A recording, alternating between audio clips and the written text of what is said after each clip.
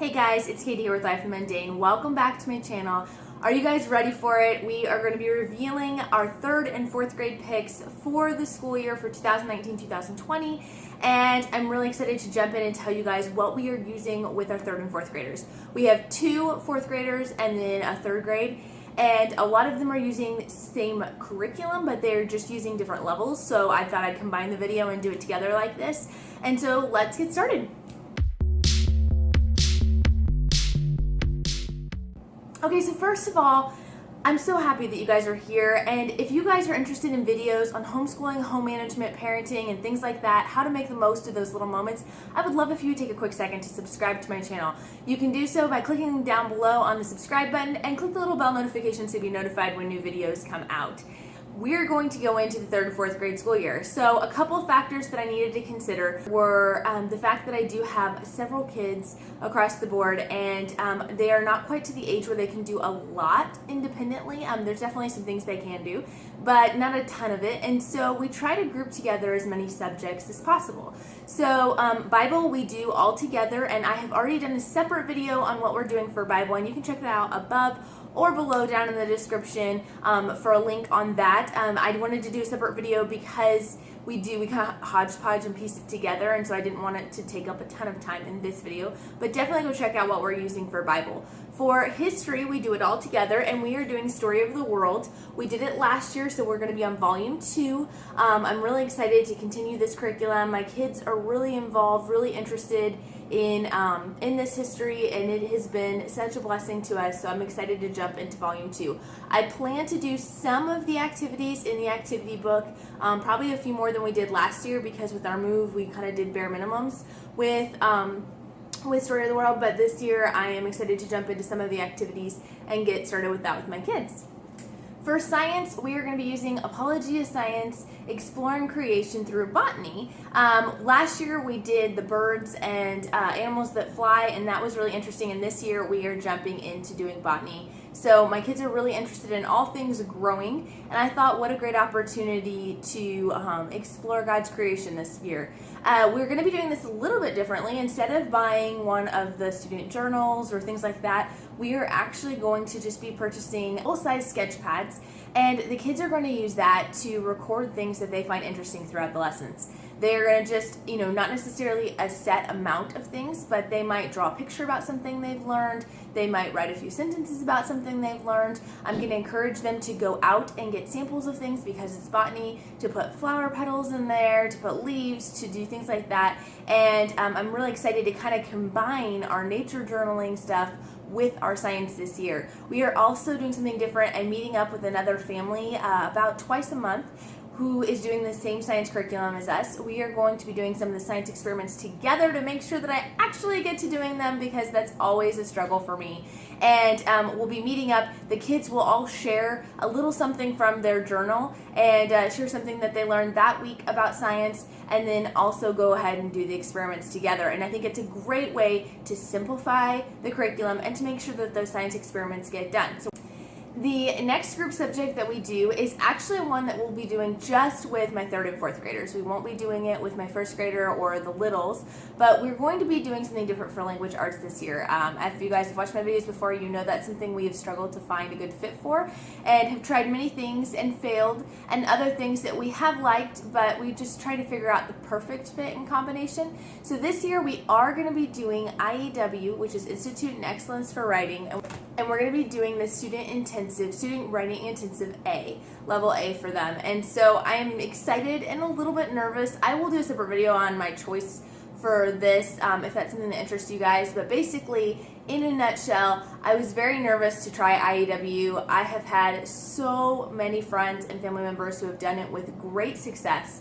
but was always just nervous about the fact that it seemed very teacher intensive. After doing a lot of research, though, I really feel like it's a good fit for my kids. It gives them examples. You're not just starting out with creative writing, which is what a lot of other curriculums were doing, and it was very frustrating to my kids because they're not natural writers. I have a few that are, but most of them are not, and this really gives them a formula for how to write, how to get into the creative writing and to do it on your own eventually, but really learning how to write from looking at good models of writing. It gives me a lot of input and a lot of instruction on how to teach writing. It is DVD taught initially, but it gives a lot of instruction for parents to come alongside and encourage their kids in how to teach them how to write instead of just teaching them grammar and then giving them a writing topic to talk about. It also teaches me how to grade their writing. And so it gives a checklist for every writing assignment that says these are the things you should be checking for, because as a mom it's hard for me to know exactly where they should be at. Should I be, critiquing every spelling mistake?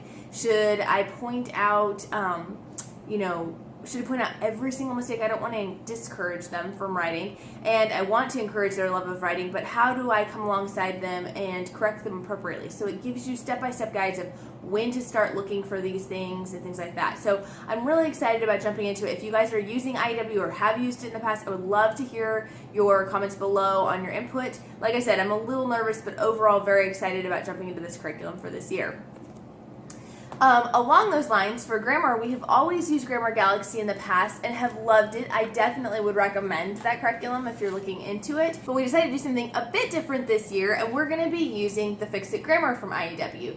Basically, in a nutshell, the idea of this is that you learn grammar concepts not from memorizing a whole bunch of grammar facts, but from actually editing one sentence a day. And so it is a very, very short lesson, and part of the reason why we're doing it this way is because we're doing the other IEW. We figured it pairs well together, but also because then they can all do it together at one time. And because the boys had already started Grammar Galaxy, they were at different levels than my daughter, and so we just thought we're just going to do this. Now, we still have Grammar Galaxy in our home. We already had the books, and my kids love to do it so much for fun that they'll probably end up just doing it as extra. But our formal grammar curriculum that will be on the lesson plan is Fix It Grammar. Again, it's just one sentence a day that they're learning to edit with teacher instruction, and this teacher book is phenomenal for answering all of your questions.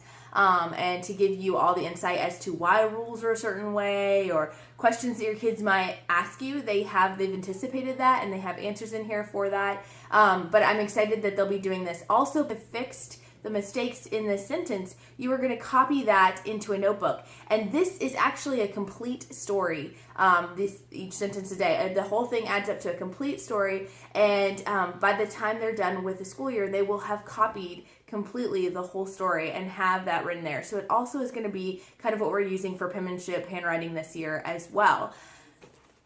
Next, that brings us to math, everybody's favorite subject. We are using teaching textbooks again this year, which I'm very excited about. So my third grader will be using Math 3, and my fourth graders will be using Math 4. I've done a video on this before. If you have questions about teaching textbooks, definitely be sure to check that out above and below.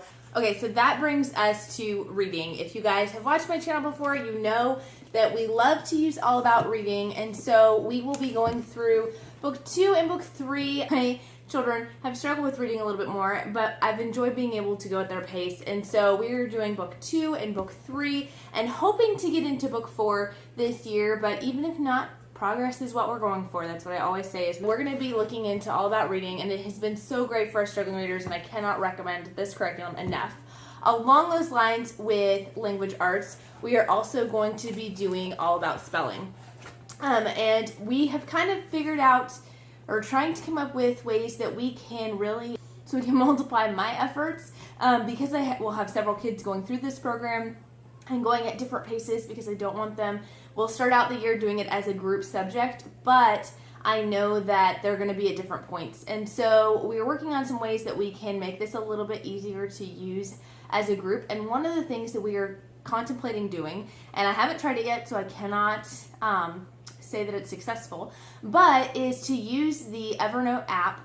It's a free app on your phone, and to use that to record the spelling lists. And so what I'll do is I will teach them lessons they get taught each week. I will go through the flashcards with them, and we will do all of the hands-on activities that they suggest. But then for the actual spelling list, they need to be practicing their spelling list ideally every day. Not a lot, but at least going through their spelling list every day is what I have found to be the most helpful. But that can be hard for me to find time every day to be able to dictate that to them. So we are going to use the Evernote app and creating a voice memo. We are going to be putting in those spelling lists. So I will read out number 1, cat. Number 2, bat. Number 3, hat, that kind of thing. Obviously the words are a lot harder than that, but I will go through those via audio for them so they can pause and play as needed. And then I will make a second track that is sort of the answer key to that. So I'll say number 1, cat, C-A-T.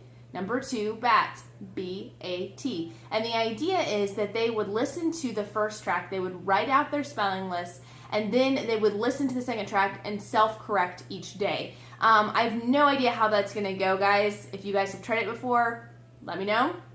But basically, we're thinking to do that just to make it a little easier, so they're getting a lot more practice in without mom having to do that much extra as far as daily stuff. Not because I don't want to put that time in for them, but just because I have a lot of students that I'm working with.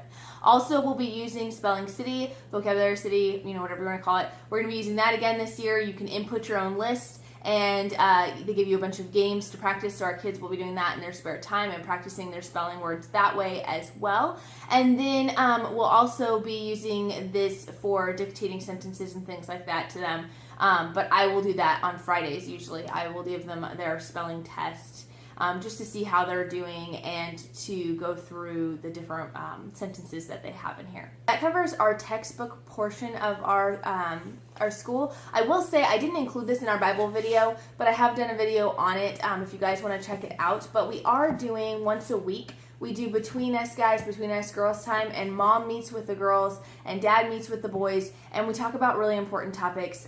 We're using these books as guides, but just starting conversations with our kids and having that one-on-one time and telling them about important things and what God's Word has to say about that. So definitely check out that video if you guys are looking for something like that to do once a week. It's a great addition to your school week and has really helped us to know where our kids are emotionally and spiritually, and being able to know how to better pray for them, but also better how to teach them and how to come alongside them in their day-to-day.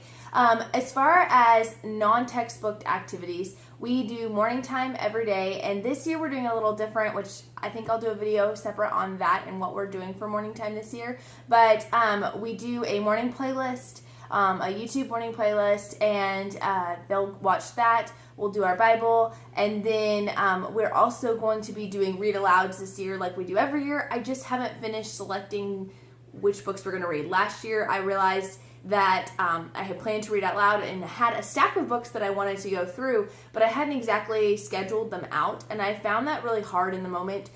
We would have momentum going and then get distracted because we didn't know exactly what was coming next. So this year I want to have a little bit more of a firm plan and just an idea. If I choose to switch a book out or something, I can definitely do that, but I do better having a plan than winging it and playing by ear. So we'll be doing that. We'll be using the apps Reading Eggs and Math Seeds for review, and then we will also be using Extra Math app, which reviews on your math facts, and doing your addition, subtraction, multiplication, and division facts 10 minutes a day on the iPad. So we'll be doing all of that as well. As far as some of the things we were doing in our morning basket last year, if you guys saw, we were doing geography and handwriting letters and doing sign language and doing some other things like that, and that was all amazing, like so much fun. But it also became something that was very hard to keep up with throughout the year. And the one thing, so this year I wanted to kind of simplify it a little bit and make it a little bit less. And so on Fridays, we are going to continue to do our handwriting letters. We write letters to family and friends as a good handwriting practice, writing practice, and just good skills and life skills. And so I'm excited to continue that this year. I wasn't willing to give that one up. As far as geography, sign language, things like that my kids are just interested in but aren't officially on the docket, the plan is, if we have time on Fridays, to get to them and do that and have fun. We will have co-op every Friday afternoon, and so we have a couple different ones we'll be doing, but every Friday afternoon we'll have co-op, and then in the morning we'll have time to do more of those fun subjects that interest them, as long as they finish their schoolwork for the rest of the week.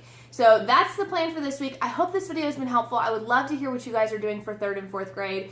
If I missed anything, I will try to drop it down below in the comments. And thank you guys so much for watching. Be sure to subscribe, share this video if it's been helpful, and we'll talk to you later. Bye.